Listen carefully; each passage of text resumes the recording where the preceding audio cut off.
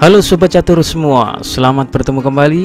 Di video kali ini saya akan menampilkan sebuah pertandingan yang sangat menarik, di mana partai ini terjadi pada tahun 1997 pada FIDE World Championship di Groningen, Belanda, mempertemukan antara Yasser Seirawan, pecatur dari Amerika Serikat, melawan Vasily Ivanchuk, pecatur Ukraina yang terkenal gemar bermain tajam penuh resiko. Di partai ini, Seirawan berhasil mengalahkan pemain yang memiliki elo rating di atasnya hanya dalam 22 langkah saja. Partai yang cukup singkat dan mengagumkan, wonderful, indah. Dalam partai kali ini, Seirawan memegang putih dan Ivanchuk sebagai hitam. Permainan dimulai dengan D4, Ivanchuk membalas kuda F6, C4, G6. Hitam bisa saja memajukan pionnya sendiri untuk bertarung di tengah dengan segera, tetapi dia lebih memilih untuk mengadopsi pendekatan yang lebih canggih. Dia mengajak putih untuk membangun pion pusat dan kemudian berniat untuk meruntuhkan dan akhirnya menghancurkannya. Sebagai tahap pertama dalam rencana ini, dia akan menempatkan gajah di G7, di mana dia akan membidik pion D4. Putih melanjutkan kuda C3, sementara putih mengembangkan biji-bijinya dengan gaya lugas dan tak kenal takut. Kuda akan dibutuhkan untuk mendukung kemajuan pion raja. Gajah G7, gajah ditempatkan dengan sangat baik di G7 untuk tugas defensif maupun agresif, dan putih melanjutkan E4. Putih menyelesaikan pion pusatnya dan sekarang memiliki keunggulan ruang yang mengesankan. Dia memiliki baris ketiga yang jelas di belakang pionnya untuk mengembangkan perwiranya. D6, gerakan serbaguna yang bertujuan memiliki 4 fungsi. Yang pertama, menghalangi putih dari bermain E4 ke E5. Yang kedua, membuka diagonal untuk gajahnya. Yang ketiga, mengosongkan kotak D7 untuk kudanya. Dan yang keempat adalah bersiap untuk menyerang pusat putih pada langkah selanjutnya. Dalam alur opening ini terlihat bahwa putih sangat ingin menguasai dominasi atas sentrum atau pusat, sedangkan hitam mengimbangi dengan pertahanan dan wilayah rokade yang kokoh dengan menempatkan fianchetto gajah di sisi rokade. Hitam hanya mengontrol pusat tanpa mendudukinya. Oke, kita lanjutkan. Seirawan melanjutkan permainan dengan gajah D3, metode pengembangan yang sangat aman dan bagus. Seirawan merencanakan kuda E2, lalu F2 ke F3 dan gajah ke E3 ketika senternya akan terlihat kokoh terhadap setiap percobaan serangan. Oleh karena itu, meskipun gajah tidak memiliki peran aktif langsung di D3, ada baiknya untuk memindahkannya sebelum diblokir oleh kuda di E2. Oke, hitam melanjutkan E5. Ivanchuk mengimbangi pusat, berupaya merusak struktur pion pusat putih. Agak mengherankan juga strategi dari Ivanchuk ini. Hitam bersusah payah menempatkan gajahnya di G7, tapi di sisi lain dia memblokirnya dengan pionnya, dan Seirawan menolak pertukaran pionnya dan terus mendorong pionnya maju. Putih menjaga pusatnya tetap utuh dan mempertahankan keunggulan ruang di sisi sayap menteri. A5, Ivanchuk mengambil tindakan terhadap rencana putih yang diuraikan di atas. Dengan langkah berpandangan jauh ini, dia menyadari bahwa gerakan B2 ke B4 akan sangat berguna dan berbahaya dalam mendukung kemajuan C4 ke C5, dan dengan demikian segera ia menghalanginya.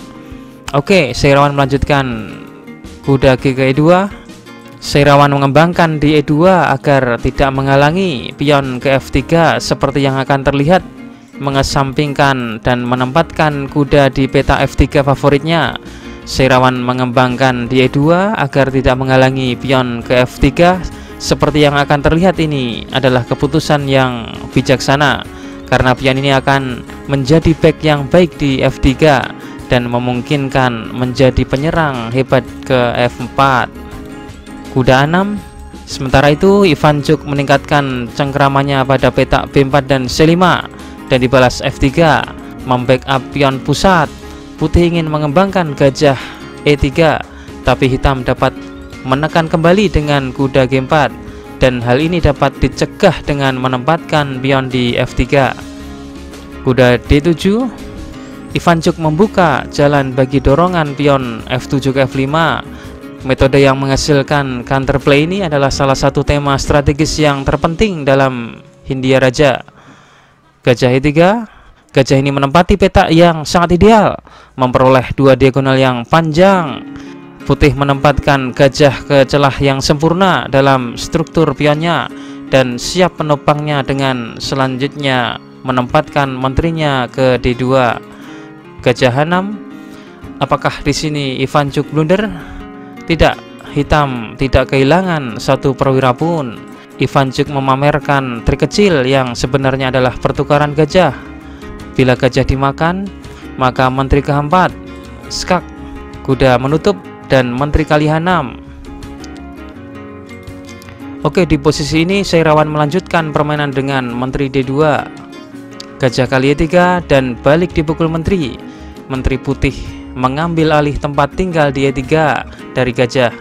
C6 membongkar dominasi pion putih di pusat dan juga sebuah langkah yang sangat menggoda yang membuka petak B6 untuk menteri hitam.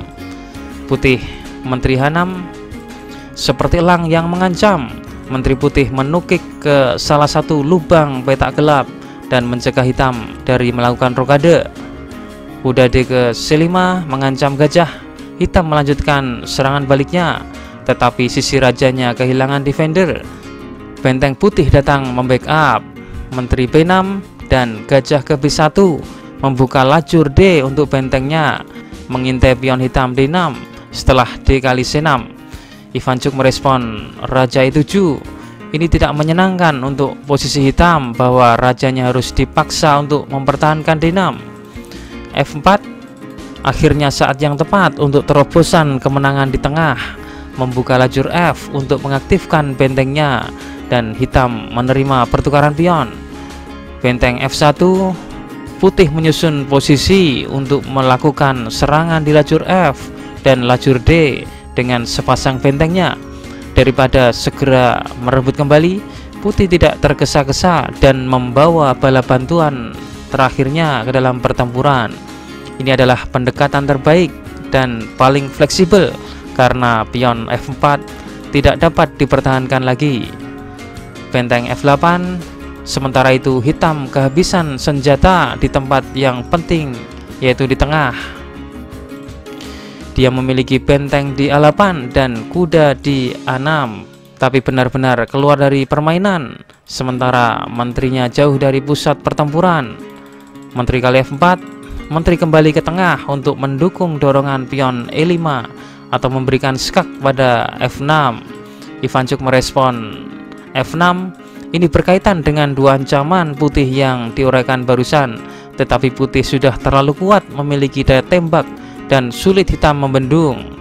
D kali C6 dan benar saja keruntuhan terjadi di sepanjang lajur D dan sekarang hitam menghadapi ancaman ganda, yaitu kuda ke D5 menggarpu menteri dan juga ancaman menteri pukul pion D6. Hitam menteri kali C6, dia harus mempertahankan D6, tetapi sekarang kuda putih di C3 memiliki kotak impian di D5. Seirawan melanjutkan kuda D4 menyerang menteri sehingga menteri mundur ke E8. Langkah yang benar-benar memalukan bagi menteri hitam.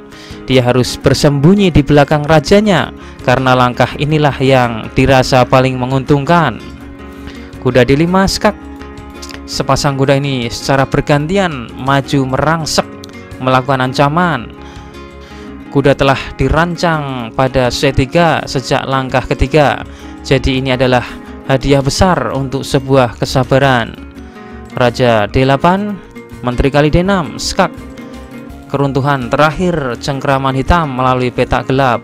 Di posisi ini bila kuda menutup, maka akan dibalas kuda ke E6 skak dan satu-satunya menteri berkorban dan menteri makan menteri dan putih menang.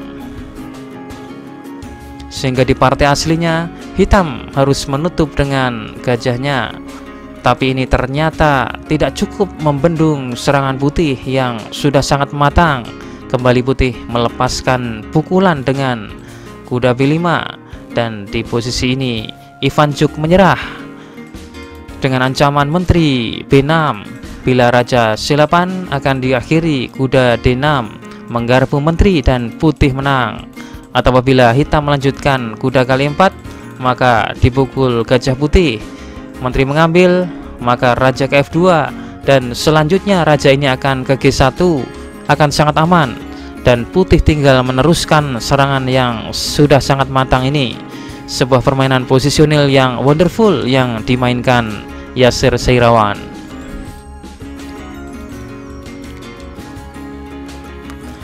Oke, berikutnya kita tampilkan kunci jawaban problem catur video yang kemarin. Kuncinya kuda ke D4, raja D5 dibalas F4, raja kali E4, dan gajah G2 skakmat.